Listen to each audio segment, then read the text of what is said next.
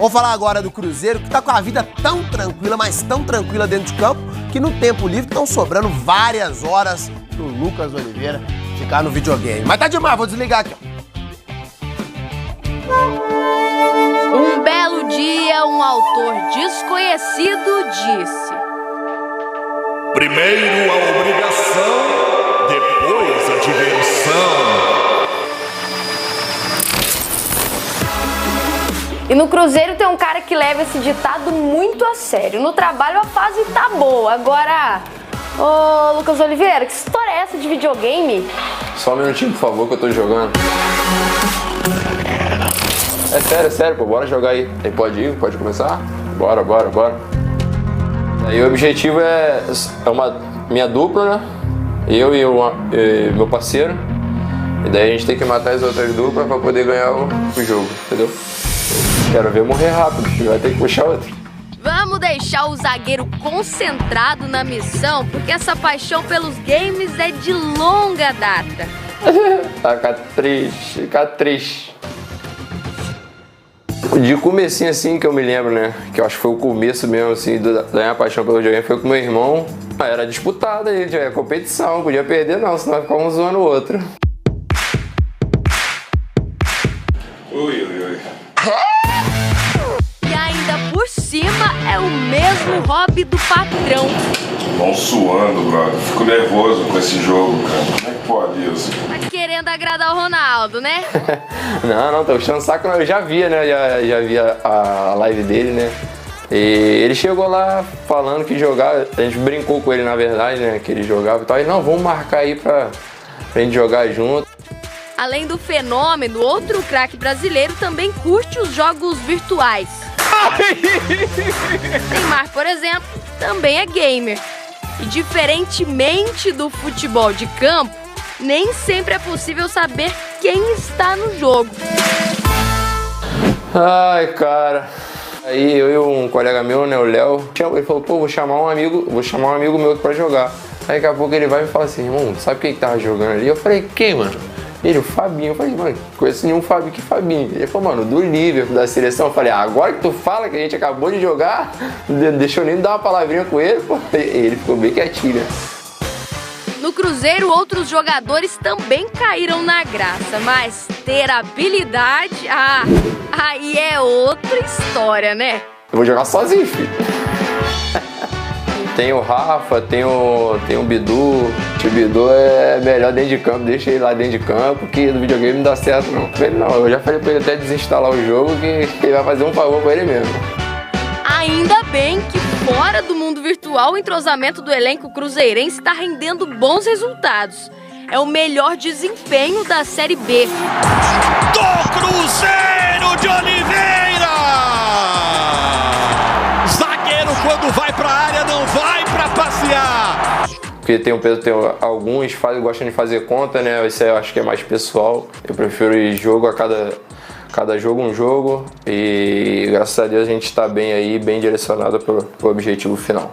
Só que agora que todo mundo descobriu que o Oliveira é bom no videogame, a pressão aumenta. Vai ter que se garantir no mundo real e também no virtual. Não, eu me garanto nos dois. Se puder, aí me deixar sozinho, aí eu me viro. Posso até morrer, mas eu me viro bem. Isso que o senhor nunca me enfrentou. Nós vamos falar da rodada na Série B do Campeonato Brasileiro. Que golaço do Everton Galdino, quase do meio campo, 1-0. Tombense venceu o Sport 1-0 e com essa vitória, né, Tombense voltando a colar ali quinta posição, mas neste momento com 6 pontos a menos que o Vasco, que também tropeçou, perdeu para o CSA 2-0 jogando fora de casa. Foram os jogos de ontem na 25ª rodada. Hoje 7 da noite tem Ituano e Novo Horizontino, às 9h30 tem Náutico e Vila Nova. Vamos Cruzeiro! E no domingo tem duelo no G4 do Campeonato Brasileiro Série B. O líder Cruzeiro vai até Porto Alegre enfrentar o terceiro colocado, que é o Grêmio. Suas informações. Boa tarde, Osias Pereira. Boa tarde, Léo Campos. Boa tarde também, Pedro Abílio, Juju. Boa tarde a todos os nossos ouvintes. O Cruzeiro segue aí na sua preparação. Hoje fez o penúltimo treino antes de encarar a equipe do Grêmio. Só que hoje foi um treino mais leve, o pessoal ficou na academia, enquanto os goleiros mesmo que foram a campo para trabalhar um pouco mais, né? Testar o reflexo e tal.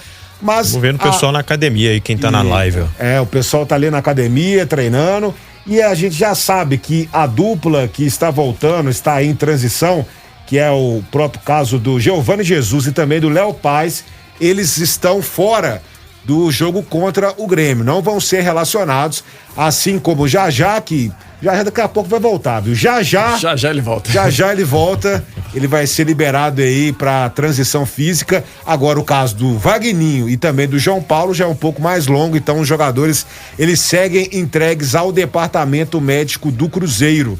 Então o Cruzeiro para essa partida não vai ter desfalques por suspensões, então o time praticamente aí, força máxima do técnico Paulo Pessolano, com a adição do Juan Christian e também do Lincoln, 2 jogadores que podem ser relacionados, devem ser relacionados para reforçar o time do Cruzeiro. Passando a bola para vocês, eu vou ler aqui um provável Cruzeiro para esta partida. Vamos ver se vocês concordam aí com esta possibilidade do Cruzeiro, né, para atuar contra o Grêmio que vai brigando aí também para subir para a primeira divisão, está na 3ª posição, 10 pontos atrás do Cruzeiro.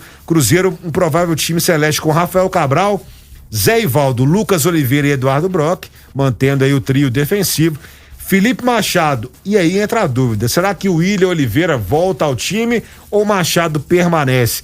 Neto Moura, Wesley Gasolina tomando a posição Bidu e Chay, ou então Daniel Júnior, Bruno Rodrigues e Luvanor. Vocês acreditam que esse pode ser o time do Cruzeiro hoje para enfrentar a equipe do Grêmio do Cruzeiro no domingo, né? No caso, podendo colocar o William Oliveira e Daniel Júnior, vocês acham que vai ser pela 4ª partida seguida o mesmo time, a mesma escalação? Tá difícil sacar o Felipe Machado, né? Ainda mais depois da fala do Pesolano em relação a ele. Então, talvez, para voltar o William Oliveira, né? Tem que, sem tirar o Machado, vai jogar com a trinca de volantes. Acho que o Wesley Gasolina ele vai ganhar mesmo a condição de titular, só não vai ser titular se não tiver fisicamente ok, porque no jogo passado, o último jogo do Cruzeiro foi contra a Chape, né? Contra a Chape, ele entrou no finalzinho, né? E aí, não sei se pode ser só mesmo pela condição física, mas a impressão que ele deixou contra a Chape já foi positiva. Ele entrou no finalzinho, não, entrou no intervalo do jogo, né? E no ataque, eu acho que se ele já coloca o Gasolina aí no treinamento, já tiver um bom entrosamento com o Lincoln ali, por que não uma estreia, hein? Pode ser, né, Pedro? Teve uma semana toda pra trabalhar isso, né? Uma pena que a gente não consegue observar o que é que o Pesolano tá trabalhando, mas principalmente a condição física do Lincoln, né? É o que mais me chama a atenção nesse momento, que tô mais curioso pra entender. Mas é aquele negócio, eu prefiro o William Oliveira, mas eu acho que o Pesolano prefere o Felipe Machado. Sim, também tô com você nessa aí, eu prefiro o William, inclusive o William tem a possibilidade de uma renovação contratual com o Cruzeiro, está sendo discutido isso, o jogador aí que veio também por empréstimo, quem sabe o Cruzeiro pode... O Cruzeiro, na verdade, tem uma lista de jogadores, né, que o Cruzeiro vai ter que resolver para fazer, agora também nesse processo, né, o Cruzeiro está muito próximo do acesso e tal, começa a ter um processo de saber quem que vai ficar no Cruzeiro para 2023 também. Lógico que tem a luta pelo título também da Série B e tal, mas de qualquer forma o Cruzeiro já começa a pensar. Tanto é que nós vamos trazer o Pedro Martins aqui para explicar as renovações com Rafael Cabral e o Lucas Oliveira e ainda destacar as economias feitas nessa janela de transferência do Cruzeiro. Dentro das saídas do futebol profissional, a gente teve 8 saídas entre negociações e empréstimos. E isso impactou pro clube, em termos financeiros, 11,3 milhões de reais para os próximos 2 anos. Então, como a gente já vem dizendo, o clube precisa também proteger o aspecto financeiro. Precisa analisar o que é possível pagar e o que não é possível pagar. E dentro desse aspecto, decisões de saídas também são impactadas. E dentro do sub-20 foram feitas também 8 saídas de atletas. E dentro dessas saídas a gente pode levantar um valor de 2,8 milhões para os próximos 2 anos, que é um valor considerável para uma categoria sub-20. E tudo isso não quer dizer que o Cruzeiro não vai investir nas categorias de formação, muito pelo contrário. A gente vai alocar os recursos no lugar correto. A gente quer trabalhar com categorias curtas e a gente quer analisar o potencial no seu detalhe, para poder oferecer as melhores condições possíveis para o desenvolvimento de atletas de alto rendimento. Também quero reforçar aqui 2 grandes pontos, e o primeiro é a renovação do Rafael Cabral.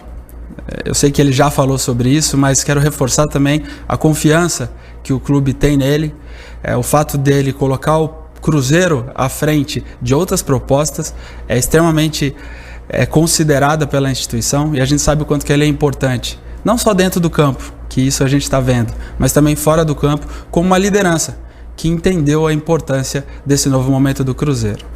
Também é importante ressaltar o Lucas Oliveira. A gente fez a compra dos seus direitos econômicos em função de uma proposta que ele tinha recebido.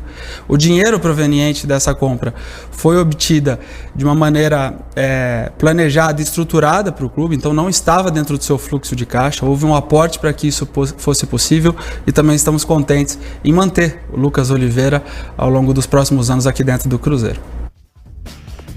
Então, Pedro Martins falando sobre essas composições do Cruzeiro, essas renovações, uma fala sempre muito lúcida, né?